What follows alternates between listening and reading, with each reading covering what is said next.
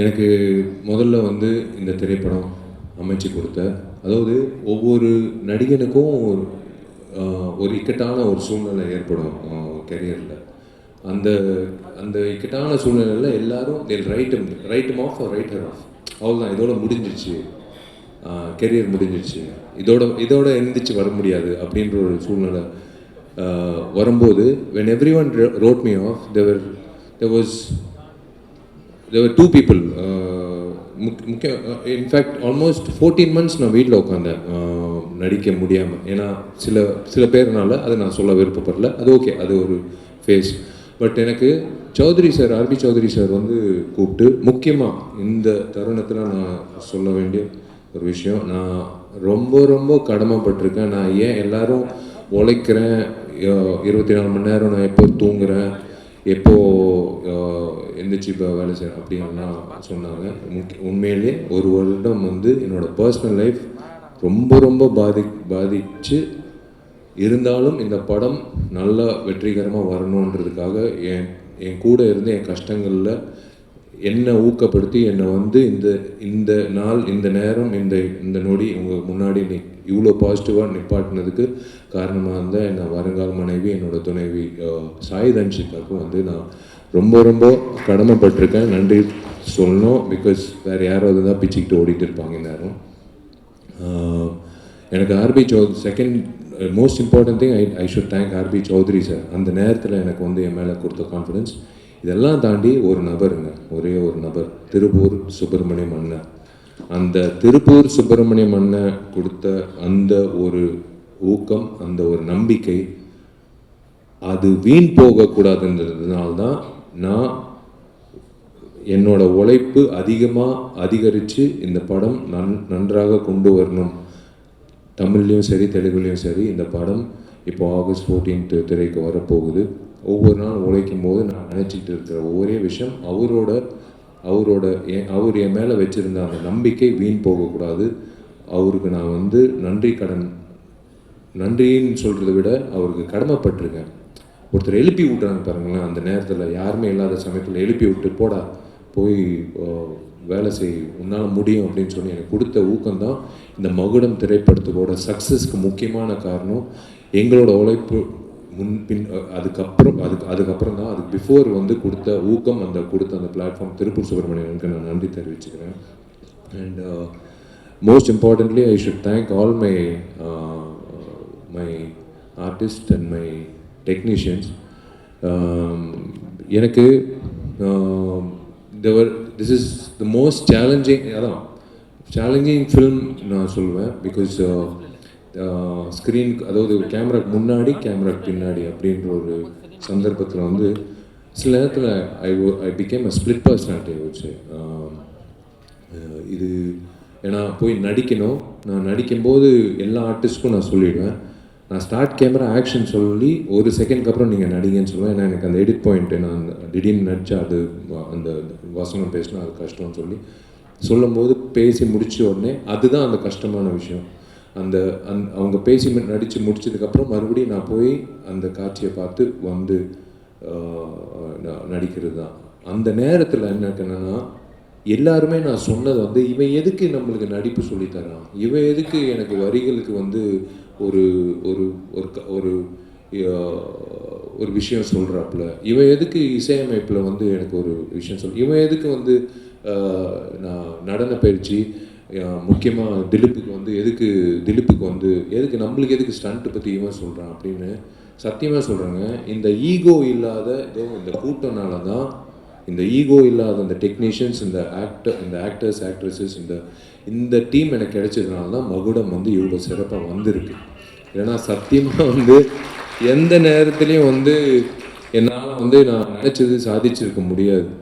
I can start with everyone, right from Dushara, next my very very close friend Anjali for the last so many 15 years. And ஏன்னா artist கிட்ட வேலை வாங்குறது நான் கற்றுக்கிட்டது பாலாண்ணா கிட்ட.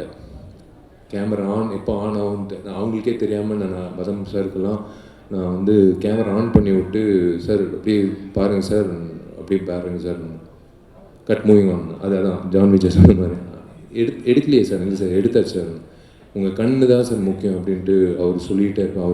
அவருக்கு ஒரு சின்ன ஒரு கன்ஃபியூஷன் இருக்கும். But when I show him the footage he understood. எனக்கு அதே மாதிரி தான் மற்ற நடிகர்கள் ஐ டோன்ட் நோ லைக் எனக்கு அந்த இப்போ மாயா ஆகட்டும், லைக் எவ்ரி ஒன், அந்த தம்பி அஸ்வின் ஆகட்டும், like I have to go down to there அவங்க இடத்துக்கு வந்து ஜூஸும் வேணாம் காரும் வேணாம் அப்படின்னு சொல்லும்போது அந்த சொல்லும் போது அவங்க உள்வாங்கி பண்ணுறது ஐ ஹாவ் இட் இஸ் எனக்கு பிடிச்ச ஒரு கிராஃப்ட் இதுங்க. 35 வருஷத்தோட கனவு. இந்த இடத்துல வந்து நான் உண்மையிலே வந்து எங்கள் அப்பாவுக்கு நான் நன்றி சொல்லணும். எப்படி நீங்கள்லாம் எப்படி காத்துட்டு இருந்தீங்களோ, கிட்டத்தட்ட ஒரு 4.5 மணி நேரம் வந்து அவர் நின்றுட்டு இருந்தார். நான் அர்ஜுன் சார் கிட்ட உதவி இயக்குனராக வேலை செய்கிறதுக்கு நான் கேட்கும்போது அவர் ஷூட்டிங் இருந்தார். பட் 4.5 மணி நேரம் நின்னார். வேணாப்பா, தெரிஞ்ச அர்ஜுன் அங்கிள் தான், எனக்கு எத்தனையோ வருஷம் பழக்கம். பட் இருந்தாலும் இல்லைடா, நீ அசிஸ்டன்ட் டைரக்டராக சேர போகிற, ஸ்கூலில் உனக்கு இப்போ எப்படி அட்மிஷன் நின்னோ அதே மாதிரி உனக்கு நான் நின்று நான் உனக்கு வேலை வாய்ப்பு கேட்க போகிறேன் அப்படின்னு சொல்லி நின்று எனக்கு ஊக்கப்படுத்தி என் கனவை நினைவாக்குன எங்கள் அப்பாவுக்கு நான் வந்து நன்றி தெரிவித்தே ஆகணும். அது வந்து நான் கடமைப்பட்டிருக்கேன் எங்கள் அப்பாவுக்கு. ஏன்னா ஒவ்வொருத்தருக்கும் ஒரு கனவு இருக்கும். ஆனால் சினிமான்னு சொல்லும்போது நிறைய பேர் பெற்றோர்கள் வந்து இல்லை மீடியா சினிமாலாம் வந்து முக்கியமாக பெண்களுக்கும் அந்த விஷயம் இருக்கும். இல்லை மீடியாவில் வந்து தப்பு, அதுகளை போகக்கூடாது அப்படின்னு சொல்லுவாங்க. ஆனால் எங்கள் அம்மா வந்து முக்கியமாக சண்டைக்கோழி காரணம் வந்து எங்கள் அம்மா தாங்க. எங்கள் அப்பா வந்து இல்லை இவ்வளோ காசுலாம் செலவு பண்ண முடியாதுன்னு எங்கள் அம்மா சொன்னாங்க. நீ காசு செலவு பண்ணுறியா இல்லை நான் காசு செலவு பண்ண. நான் லிங்குசாமியோட கதை கேட்டேன். அந்த படம் தான் என் பையனை வந்து பெரிய ஆக்ஷன் ஹீரோ ஆகணும்னு எங்கள் அம்மா தான் சொன்னது. ஸோ அதுதான் வந்து இன்றைக்கி எங்கள் அப்பா அம்மாவோட அந்த ஒரு அவங்க கொடுத்த அந்த நம்பிக்கை தான் 35 வருஷம் கழிச்சு today I'm standing in front of you as a director. Of course ghost direction okay, but அஃபிஷியலாக விஷால் என்ற 45வது புதுமுக இயக்குனர் 99வது படம் ஆர்பி சௌத்ரி சார் சூப்பர் ஃபிலிம்ஸில் நிற்கிறது பெரிய விஷயம். I should really thank my குருநாதர் Arjun sir, action king Arjun sir. அவர் என்னை நடிக்க வச்சார். தேரிக்கே வெய்டா அந்த கிளாப் போர்டு வந்து நில்லு நடிடான்னு சொல்லி அன்றைக்கி நடிக்க வச்சு என்னை வந்து ஃபோட்டோ ஷூட் பண்ணி என்னை வந்து நடிகராக வந்து போய் நடிக்க ஆரம்பிடான்னு சொன்னது அவர். இன்றைக்கி நான் இயக்குனராக ஆகிறதுக்கு காரணம் அவர். உண்மையிலே அவருக்கு நான் அவர்கிட்ட கற்றுக்கிட்ட விஷயங்கள். அதே மாதிரி நான் ஃபஸ்ட்டு லைஃப்பில் வந்து ராம் கோபால் வர்மா அவர்களோட அந்த உதயம் சிவான்ற திரைப்படமாக ஸ்கூலில் படிக்கும்போது பார்த்து வெளியில் வந்து நான் இயக்குனர் ஆகணும்னு நான் நினச்சி இன்றைக்கி வந்து அதுக்கு நினைவாகுதுன்னா, இப்போ I can tell you one thing, I can tell everyone whoever is watching this, if you dream about something with sincerity, with your gut feeling, with willpower, with determination, with consistency, kandipa you will make it. If Vishal can make it, kandipa நீங்களும் you can make it. எந்த துறையாக இருந்தாலும் சரி, அது cinema துறையாக இருக்கணும்னு இல்லை, நீங்கள் எந்த துறையில் ஐஏஎஸ்ஸாக இருக்கலாம். என்னோட பசங்க, என்னோட தங்கச்சிங்க இன்னைக்கு எல்லாரும் பெரிய பட்டதாரிகளாக பெரிய எல்லா காலேஜ்லேயும் வந்து எல்லா கிராமத்து பிள்ளைங்க தான். பட் இருந்தாலும் சரிசமமாக உட்கார வச்சு அவங்க இன்னைக்கு வந்து எல்லா காலேஜில் என் பசங்க வந்து இன்னைக்கு வந்து பட்டதாரிகளாக இருக்காங்க. Definitely it's because of their willpower, and definitely it's because of that consistency. That's what I would like to tell you. And yes, எனக்கு இந்த திரைப்படத்தில் எனக்கு அமைஞ்ச இதோ ரிச்சர்டு தம்பி டிஓபி ரிச்சர்டு வந்து நம்ம ரொம்ப வருஷமாக எனக்கு we have done so many films, summer, நான் செய்ய மனிதன், இன்னும் மதகஜராஜா, இன்னும் எல்லாம். இந்த படத்தில் வந்து அவனுக்கு கரெக்டாக தெரியும் அந்த எடிட் பாயிண்ட்டு வந்து. ஒரு நாள் ஆக்சுவலாக துஷாரா டேட்டு பிரச்சனை. அன்றைக்கி வந்து 2 மணிக்கு ஆக்சுவலாக 6 to 6 இல்லைடா, மார்னிங் 6 வரைக்கும். ஆனால் 2 o'clock 10:30 போக வேண்டியது இருந்தது, கரெக்ட் 2 o'clock வரைக்கும். பட் 10:30 போக வேண்டியது இருக்குது அப்படின்னு சொன்னோடனே, ஐயோ ஓகே சரி ஓகே என்னடா பண்ணலாம், நான் சரி வா கேமரா வை, இப்படி வை, துஷாரை கூப்பிடுங்க, உட்காருமா அப்படியே உட்காரு, இப்படி 2 கேமரா வச்சுட்டு ரிச்சர்ஸ் ஆனால் ஒன்றும் இல்லைங்க மாஸ்டர் எடுத்துடலாம். எப்போவுமே மாஸ்டர் ஷாட் எடுத்து தான் க்ளோஸ் வைப்போம். இல்லை தம்பி இதை எடுத்துடலாம், ஃபஸ்ட்டு எடுத்துடலாம், டக்குன்னு எடுத்துடலாம், அப்புறம் இந்த பக்கம் பேசுமா, இந்த பக்கம் பாருமா. இது எல்லாமே நான் சுந்தர் சி சார் கிட்ட கற்றுக்கிட்டது.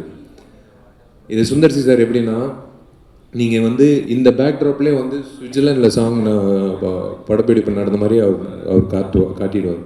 சலிக்கவே ஆர்டிஸ்ட் வரலையா, பிரச்சனை இல்லை, கேமரா எப்படி திருப்புங்க. இந்த பக்கம் வந்து ஒரு எரும மாடு இருக்கா, பிரச்சனை இல்லை, அனிமல் வெல்ஃபேர் சர்டிஃபிகேட் வேணாம் தேவை, இப்படி வாங்க. இப்படி தான் அவர், ஏன்னா அதுதான் அவர்கிட்ட கற்றுக்கிட்டது சுந்தர்சி சார். அன்றைக்கி வந்து அந்த காட்சி நானும் ரிச்சர்ட் வந்து 10:30 மணிக்கே அமிச்சிட்டோம். ஓகேம்மா, அவங்களுக்கும் புரியல சார், என்ன பாரு அவங்க முடிஞ்சிச்சுமா. அதுக்கப்புறம் ரிச்சர்டுக்கு வந்து உட்காந்து நம்ம வாடா சாப்பிட்லாம்டா, சாப்பிட்டு நிதானமாக எடுக்கலாம் இப்போ 2 மணி வரைக்கும். அப்போ தான் ரிச்சர்டு, ஏன்னா இவன் இருந்ததுனால தான் என்னால் அந்த காட்சியை வந்து அவ்வளோ சிறப்பாக அமைச்சு கொடுத்தது. ஏன்னா we knew the edit, both of us knew the edit. இது அதே மாதிரி Pon Parthiban, he knows my wavelength is the same. Hari sir படங்களில் நாங்கள் பயணிச்சிருக்கோம். அதுக்கப்புறம் இஸ் கம்மஸ் இரும்புத்தில 2 பேர் நான் பயணிச்சிருக்கோம். இன்றைக்கி எனக்கு ஒரு டைலாக் ரைட்டராக வரும்போது he knows wave length, every one knows my wave length. அதுதான் எனக்கு ரொம்ப பிடிச்ச ஒரு விஷயம். அது இப்போ சொல்கிறானே இவன் என்ன திடீர்னு, ஏன்னா உமாதேவி மேடம் நான் ஃபஸ்ட்டு இந்த பாட்டு சொல்லும் போது அவங்க எனக்கு மெசேஜ் போடுறாங்க, சார் நான் எவ்வளோ பாட்டு எழுதியிருக்கேன், ஆனால் எனக்கு இது ஒரு சேலஞ்சாக இருக்குது, எனக்கு ஒரு மாதிரி பயங்கரமாக இருக்குது சார். மேடம், இதே தான் நான் என் டார்லிங் திலீப் கிட்ட சொன்னேன். ஊட்டியில் புல் அரிச்சிச்சுன்னா கண்டிப்பாக இந்த படம் சூப்பர் ஹிட் மேடம். அவனுக்கு வந்து திலீப்புக்கு வந்து புல் அரிச்சிச்சுன்னு சொன்னான். நான் சொன்னோன்னு இந்த காட்சியிலே இப்போ 6 நிமிஷம் அப்பாவோட, இப்போ பார்த்தீங்க முத்துமணியமான சாங், அது ஒரு கிட்டான ஒரு இடத்துல வரும் அந்த ஸ்க்ரீன் பிளேல. அதுக்கப்புறம் 6 நிமிஷத்தில் கிளைமேக்ஸில் என்ன பண்ணலாம், என்ன ஆகும் எல்லாருக்கிட்டையும் கேட்டேன். அந்த வகையில் எல்லாரும் வந்து யோசிச்சாங்க என்ன வரும். வழக்கம் போல் விஷால் வருவான், அடிப்பான், ரிவெஞ்ச் எடுப்பான். இல்லை, இந்த இடத்துல ஒரு விஷயம் இருக்குது. இது விஷால் படத்தில் மட்டும் இல்லை, எந்த திரைப்படத்துலையும் இந்த மாதிரி ஒரு கிளைமேக்ஸ் காட்சி வந்திருக்காது, வரல, எனக்கு தெரிஞ்சு வரல. டெஃபினட்டாக last I don't think any one will do it, or I don't know அந்த மாதிரி அமைஞ்சிருக்கா எனக்கு தெரியல. தேங்க்ஸ் டு உமாதேவி மேடமோட வரிகள் அண்ட் திலீப்போட அந்த புரிதல், திலீப்போட கொரியோகிராஃபி. நாங்கள் வந்து we try to do something magical to that last 8 minutes of the film Magudam. I am looking forward. அதே ரோஹிணி தியேட்டர் நான் எப்படி எனக்கு பிடிச்ச நடிகர் விஜய் இன்னைக்கு சேமாக இருக்கார், அவர் வந்து நான் எப்படி நான் ரசித்து பார்த்துருக்கேன். அதே ரோஹிணி தேட்டரில் தான் நான் இன்றைக்கி நானும் திலீப்பும் அந்த காட்சிக்கு எப்படி கைத்தட்ட போகிறான்னு நான் பார்க்க போகிறேன். எனக்கு அதே மாதிரி தான் பிரதர் ஏகாதசி ஆகட்டும், கருணா ஆகட்டும், எனக்கு விவேக் எங்கிட்ட இல்லை. எல்லோரும் வந்து they love the fact that Vishal is saying something which we can understand. சரி, ஓகே சொல்கிறாரு, ஓகே கரெக்டாக இருக்குது அப்படின்னு சொல்லி புரிதல் இருப்பாருங்க. அதுதான் எனக்கு ரொம்ப பிடிச்சது. இந்த தம்பி இருக்கானே, இவன் வந்து சும்மா ஏதோ ஒரு இல்லை, எனக்கு என்னென்னா காது வந்து நான் டால்பி சரவுண்ட் சவுண்ட் மாதிரி எங்கிட்ட இப்போ இப்படி பேசிகிட்டே இருக்கும்போது யாரோ அவங்ககிட்ட வந்து இவன் ரொம்ப நேரம் பேசிகிட்டு இருக்கான்னு யாரோ சொல்கிறாங்க, எனக்கு கேட்குது. அந்த மாதிரி எனக்கு இப்படி உட்காந்துட்டு இருக்கும்போதே வந்து எவனோ ஒருத்தர் ரேப் இப்போ பண்ணிகிட்டு இருக்கான், யார் அவன் சம்மந்தமே நான் ரேப் பண்ணிடுறேன், கூப்பிட்றான் அவனு பார்த்தா இவன் தான் வினோத். வந்தான், ஒரு பாட்டு பண்ணாச்சு. I'm going to introduce next couple of months independent musician ஒரு ஆல்பம் வச்சுருக்கான். அது ஆக்சுவலாக அந்த பிளான் இருந்தது. That's why we introduce him. எனக்கு இந்த படத்தில் ஒரு மிகப்பெரிய தூணாக இப்போவும் இருந்துட்டு இருக்காப்ல, இஸ் ஸ்டில் டூயிங். ஏன் ஜிவி வரல, நான் ஜிவி பிரகாஷ் டானிங்க இந்த இப்போ RR போயிட்டுருக்கு. நான் இப்போ இழுத்தேன்னா ஆகஸ்ட் 14 என் படம் ரிலீஸ் ஆகாது. அவர் RR வாசிச்சுருக்கார், 2 திரைப்படம் வருது. ஸோ அதனால் வந்து அஃப்கோர்ஸ் டெஃபினெட்லி விஸ்வநாதன் சன்ஸும் டெஃபினட்டாக நல்லா ஓடணும், மகுடமும் நல்லா ஓடணும் நான் வேண்டிக்கிறேன். இந்த ஜிவி பிரகாஷ்ன்ற ஒரு ஒரு டெக்னீஷியன் இருக்கானு, உண்மையிலேயே ஒரு வராங்க, ஒரு புதுமுக இயக்குனருக்கு ஒரு வரம். நான் எப்படி ஜிவிக்கு நன்றி சொல்கிறதுன்னு தெரில. ஏன்னா 3 வாட்டி நேஷ்னல் அவார்டு வாங்கினவர் வாசிச்சுட்டு இருக்காப்புல. முக்கியமாக இந்த சாங் தான் உமாதேவி மேடம் நின்றுட்டு இருந்தாங்க. நான் சம்மந்தமே இல்லாமல் டான்ஸ் மாஸ்டர் அசர் கூப்பிட்டேன். டார்லிங் இல்லை டார்லிங் இந்த மாதிரி இல்லை அப்படின்னு சொல்லிட்டு நான் பாட்டு எதோ பண்ணிகிட்ருக்கேன். இப்படி பார்த்தாப்புல என்னை திட்ட போகிறாப்புலையா, ஏன்னா நான் என்ன அறியாமல் நான் கொஞ்சம் அத்துமீறலாக போயிட்டேன். டார்லிங் எனக்கு இப்படியே அப்படியெல்லாம் ஏதோ பண்ணேன். இவர் என்ன பண்ணுறாரோ அதை அப்படியே ஃபாலோ பண்ணுங்கள், நான் ஈவினிங் வந்து நான் கரெக்டாக பண்ணுறாப்புல அப்படின்னு சொல்லிட்டு போயிட்டாப்புலங்க. எனக்கு அவர் கொடுத்த அந்த ஸ்பேஸ்னால தான் 5 பாடல்களும், எஸ்பெஷலி கிளைமேக்ஸ் சாங் நீங்கள் இன்னும் நாளைக்கு தான் வெளியிட போகுது, ட்ரெய்லர் ஆகட்டும், எல்லாமே வந்து ஒரு அந்த லைஃப் கொடுத்துருக்காப்புல. இந்த படத்துக்கு வந்து ஒரு பேக்ரவுண்ட் ஸ்கோர் ஆகட்டும், இஸ் பின் லைக் இது அண்டர்ஸ்டுட். ஒரு புது இயக்குனருக்கு கிடைக்கிற ஒரு மிகப்பெரிய பாக்கியம் வந்து ஒரு பேக்ரவுண்ட் ஸ்கோர் பண்ணக்கூடிய ஒரு பாடல்கள் அமைச்சு கொடுக்குற ஈகோ இல்லாத ஒரு மியூசிக் டைரக்டர். இல்லைனா அப்படியே வெளியில் கை கட்டிக்கிட்டு நின்றுட்டு இருக்கணும். அவர் என்ன வாசிக்க போகிறாருன்னு தெரில, அப்படியே கொடுப்பாங்க ஒரு சாங், அப்படியே எடுத்துகிட்டு போய் ஷூட்டிங் பண்ணோம். ஆனால் அப்படி கிடையாது. அவ்வளோ இடம் இருந்ததுனால தான் I'm really thankful to GV. And yes of course there is இந்த இருக்கானே ஜான் விஜய். முதல் தடவை ஜான் விஜய்னால ஜாதி சண்டைனால நான் வந்து லயோலா காலேஜில் எனக்கு இவனுக்கும் சம்மந்தமே கிடையாது. ஃபஸ்ட் டைம் ஆக்சுவலாக அப்போ தான் எனக்கு தெரியும் ஜான் விஜய் என் சீனியர், அவ்வளோ க்ளோஸ் கூட இல்லை. ஆனால் இவனால் வந்து ஒரு பெரிய கலவரமே நடந்தது லயோலா காலேஜில். நான் நின்றுட்டுருக்கேன், இப்படி நின்றுட்டுருக்கேன், வந்து எங்கே இருக்கான் அந்த ஜான் விஜயன் தெரிலங்க, அவர் எனக்கு தெரியாதுங்க, சீனியரு, நானே எப்போயோ ஒரு வாட்டி தான் கிளாஸுக்கு வருவேன், தேடிட்டு இருந்தாங்க ஜான் விஜய்க்காக. அப்போலேருந்து தெரியும் இந்த மனுஷன். இவரை கூப்பிட்டு நடிக்க சொல்லி வி போத் இந்த நடிக்க ஆரம்பிக்கும் போது ஜான் எப்பவுமே வந்து ஃபுட்டேஜ் இவ்வளோ கொடுப்பாரு, எல்லாமே நல்லாயிருக்கும். நான் எல்லாமே சாப்பிட முடியாது இல்லையா, ஓரளவுக்கு தானே நம்ம பசிக்கு, அவ்வளோதான், அதுதான் எடுத்துக்கணும். ஜான் ஒரு குழந்த மாதிரி. இப்போ கூட எனக்கு பாருங்களேன் அந்த பிளாக் அண்ட் பிளாக்கில் அது ஏதோ, ஏன்னா நாங்கள்லாம் நானும் உதயாலாம் வந்து ஒரு நாள் எங்களுக்கெல்லாம் அந்த டைமில் கிளப்புக்குள்ளே வந்து கேர்ள் ஃப்ரெண்ட் இருந்தாலாம் கிளப்புக்குள்ளே என்ட்ரி. அப்போது நாங்கள்லாம் வந்து ஐ திங்க் ஸ்கூல் தானே ஜான், அப்போ நாங்கள்லாம் நின்றுட்டுருக்குறோம் கிளப்பில் என்ட்ரியில். ஒரு தலைவர் நம்ம ஒரு லுங்கி, ஒரு சட்டை, ஒரு கூலிங் கிளாஸு, அப்போ ரேபேனு, அது வேறு, அது நான் சொல்லக்கூடாது, அது டிஸ்க்ளைமர் கார்டு வச்சுக்கிட்டு அவர் பாட்டு உள்ள பவுண்டே தள்ளுறா யாரு நம்ம எக்ஸ் டெப்யூட்டி சிஎம்லாம் நின்றுட்டுருக்கோம், நாங்கள்லாம் நின்றுட்டுருக்கோம். இவர் வந்து யாருமே இல்லைங்க, பொண்ணு, நோ கேர்ள் ஃப்ரெண்டு, அவர் பாட்டு உள்ளே போகிறாருங்க கிளப்புக்குள்ளே. எங்களுக்கு வேந்து யாரா நல்ல இப்படி ஒரு ஆட்டிடியூட், இப்போ வரைக்கும் அதே ஆட்டிடியூட் வச்சுருக்காங்க. அதுதான் நான் பயன்படுத்தினேன் இந்த படத்தில் வந்து பயன்படுத்தியிருக்கேன். இன்னொன்று முக்கியமாக எனக்கு இளையராஜா சாருக்கு நான் மிக்க நன்றி சொன்னேன். நான் மிகப்பெரிய ரசிகன், அவரை நான் பயன்படுத்திக்கிட்டு இந்த படத்தில் வந்து நான் ஒரு விஷயம் பண்ணியிருக்கேன். ஸோ மீடியாவுக்கு I don't want to take much time of you. Thank you so much for being here, all forms of media. Thank you, they all family to me. I have never treated them as media. Thank you so much. Trailer வந்திருக்கு, என்னது next அடுத்த வெள்ளிக்கிழமை you're going to watch it on silver screen, and then I have nothing to talk beyond that. I will wait for you all to tell me how the film is as me as a director, and then I will speak to you how why where. அதாவது நான் பார்க்காத அதை அவங்க சொன்னாங்க, சகோதரி சொன்னாங்க, she said the best revenge is to smile. இப்போ இது முடிஞ்சோடனே கூட இருக்குது, தடைகள் இருக்குது, இப்போ கூட நான் வந்து அந்த சிரிப்பு தான், அந்த ஸ்மைல் தான். Best revenge is to smile. டென்ஷனே ஆகக்கூடாது, ஸ்மைல், அவ்வளோதான். நீ உன் பாதை, நீ வெற்றி நோக்கி போகிற இடையில வர தடைகளெல்லாம் அப்படி தட்டி தூசி தட்டி போயிட்டே இருக்கணும். அது எனக்கு பழக்கம் ஆயிடுச்சு. அது பொது வாழ்க்கையில் இருந்திருக்கலாம், இப்போ என்னோடய பர்சனல் வாழ்க்கையில் இருக்கலாம், என்னோட ப்ரொஃபஷனல் வாழ்க்கையாக இருக்கலாம். எஸ், நான் இந்த படம் 14ஆம் தேதிக்கு அப்புறம் நிறைய விஷயங்கள் உங்ககிட்ட நான் சொல்ல வேண்டிய கட்டாயம், என்னோடய கடமையும் இருக்குது. அது ரிலீஸ் ஆகி ஜெயிச்சதுக்கப்புறம் 16ஆம் தேதி ஞாயிற்றுக்கிழமை எப்போயே பிளாக் பண்ணிக்கோங்க. வெற்றி விழாவில் வந்து உங்களை நான் கண்டிப்பாக நான் ஆணவத்தில் நான் சொல்லுங்க, கண்டிப்பாக உங்களோட நம்பிக்கை எனக்கு தெரியும். நான் உங்கள் மத்தியில் நான் உட்காந்து படம் பார்த்துருக்கேன், நிறைய ஹீரோஸோட படங்கள் நான் சொல்கிறேன். அதனால் அந்த உள்வாங்கியெல்லாம் நான் பயன்படுத்தியிருக்கேன். அன்றைக்கி நான் சொல்வேன் நிறைய விஷயங்கள். இன்றைக்கே I'll will close this and let's wrap it up as a positive attitude.